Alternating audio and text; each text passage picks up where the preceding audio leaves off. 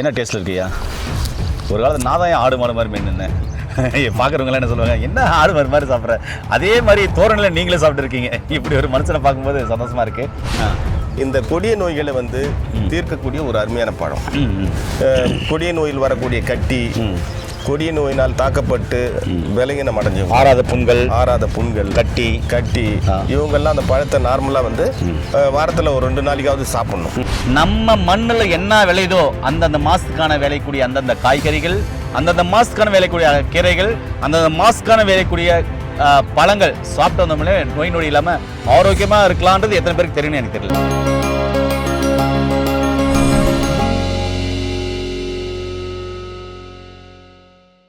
இயற்கையை மருந்து சேனலுடைய மேலும் பல பதிவுகளை தெரிந்து கொள்ள இந்த சேனலை சப்ஸ்கிரைப் செய்யவும், பெல் பட்டனை அழுத்தவும்.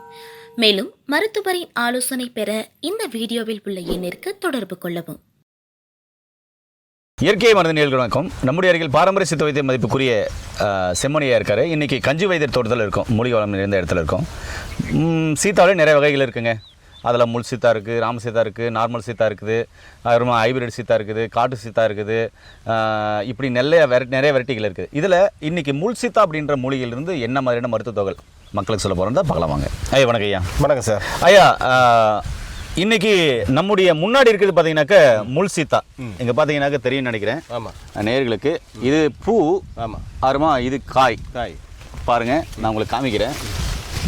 இது காய், இது பூ தெரியுதுங்களா? ஆமாம். இது சின்ன பிஞ்சு காய், பிஞ்சியாக இருக்குது. ஆமாம், சின்ன மரம். இந்த மூலிகை தோட்டம் ஐயா சொன்னார், நான் இதே வழி தான் போனேன். இன்னைக்கு கூட 9 மணிக்கு இந்த இடத்துல எல்லாம் சுத்தம் பண்ணிட்டு போனேன். என் குழந்தை பிறந்துக்கிறது கூட எனக்கு தெரியல அப்படின்னு ஃபீல் பண்ணாருல்ல. அவரு எவ்வளோ ஃபீல் பண்ணுறாரு பாருங்களேன்.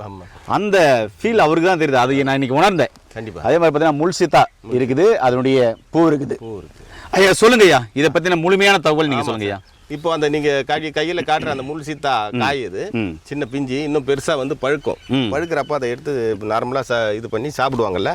சாப்பிடும்போது நம்ம கொடிய நோயெல்லாம் சொல்லிட்டு இருக்கோம்ல, இப்போ இந்த கொடிய நோய்களை தீர்க்கக்கூடிய ஒரு அருமையான பழம்.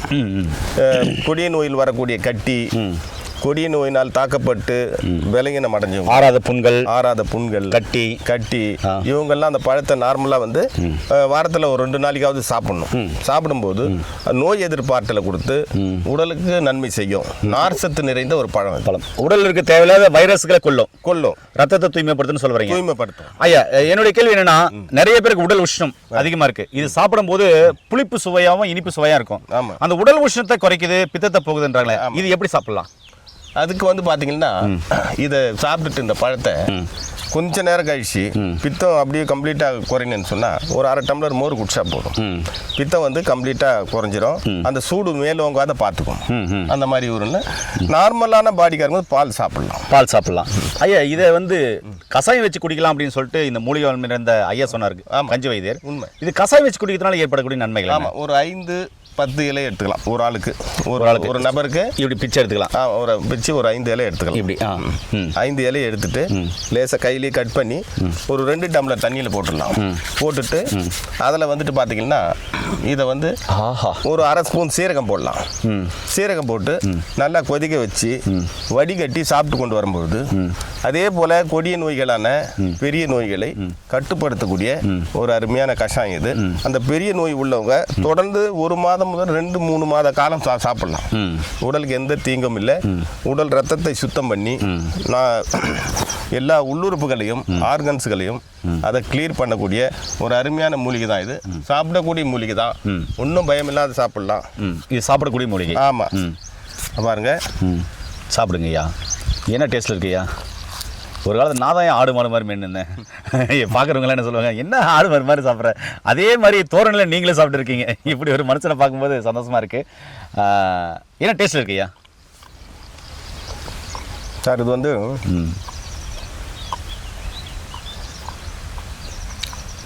எல்லா சுவையும் கலந்துருக்கு. மனுஷன் இன்ட்ரெஸ்டாக சாப்பிடுங்கிற எதுவும் சொல்ல மாட்டேன்றாருப்பா. எல்லா சுவையும் கலந்துருக்கு. தோற்பு இருக்கு, கசப்பு இருக்கு, இனிப்பு இருக்கு. ஆனால் எல்லாமே ரொம்ப கம்மியாக இருக்குது. ஒன்றும் மேலே தெரியல. ஆனால் ரொம்ப மைனூட்டாக நான் பார்க்குறேன். அதில் இது தெரிய வருது. சாப்பிட்றதுக்கு ரொம்ப ஆனந்தமாகவும் அருமையாக இருக்கு. அந்த டேஸ்ட் வந்து இன்னும் சாப்பிடலாமா, பச்சையாவே சாப்பிடலாமான்னு அப்படி ஒரு எண்ணம் இருக்கு. நல்லா இருக்கும். சூப்பருங்க ஐயா. ஏன்னா இருக்கலே இவர் எல்லா சுவையும் கலந்துருக்கிறனால, அது சாதாரண நெல்லிக்காயில 6 சுவை கலந்துருக்கும், ஆனால் யாருக்குமே தெரியாது. அதே மாதிரி அதிமதுரம், அதுலேயும் அந்த சுவைகள் கலந்துருக்கு, பெருசாக யாருக்கும் தெரியாதுல்ல. அது மாதிரி இவர் ஃபீல் பண்ணி சொல்கிறாரு. இது முழுக்க உடம்புக்கு இம்யூனிட்டி பவரை கொடுக்கக்கூடிய அற்புதமான ஆற்றல் படைத்த ஒரு மூலிகை. இது கஷாயமாகவும் சாப்பிடலாம், பழம் கிடைக்கிற நேரத்தில் பழங்கள் சாப்பிடலாம். ஏங்க ஒரு சிம்பிளான ஒரு விஷயம் சொல்லட்டுமா? நம்ம ஆரோக்கியமாக எப்பவுமே இருக்கிறதுக்கு நம்ம சுற்று வட்டார பகுதியில் ஒரு 100 கிலோமீட்டர் சுற்றளவில் நம்ம மண்ணில் என்ன விளையுதோ அந்தந்த மாதத்துக்கான விளையக்கூடிய அந்தந்த காய்கறிகள், அந்தந்த மாதத்துக்கான விளையக்கூடிய கீரைகள், அந்தந்த மாதத்துக்கான விளையக்கூடிய பழங்கள் சாப்பிட்டு வந்தோம்னா நோய் நொடி இல்லாமல் ஆரோக்கியமாக இருக்கலான்றது எத்தனை பேருக்கு தெரியும்னு எனக்கு தெரியல. ஏன்னா இதுதான் உணவியல் முறை மாற்றுறது, வாழ்வியல் முறை மாற்றுறது, நம்முடைய டயட் பிளானில் பேலன்ஸ் டயட், சரிவிகித உணவுன்றது. சரிவிகித உணவை பற்றி நிறைய சொல்லியிருக்கேன், உணவியல் முறை வாழ்வியல் பற்றி நிறைய சொல்லியிருக்கேன். ஏன்னா இயற்கை அந்த சீதோஷ நிலைக்கு, அந்த கால சூழ்நிலைக்கு, நாம் வாழும் அந்த தட்பவெட்ப நிலைக்கு ஏற்ற உணவுகளை இயற்கை நமக்கு அள்ளி கொடுக்கும். அதுதான் நம்ம சாப்பிட்டாக்க ஆரோக்கியமாக இருக்கலாம்னு சொல்கிறேன். அது இல்லாமல் வெளியிலேருந்து வர்றதெல்லாம் எனக்கு கேள்விக்குரிய நீங்கள் வச்சுக்கோங்க.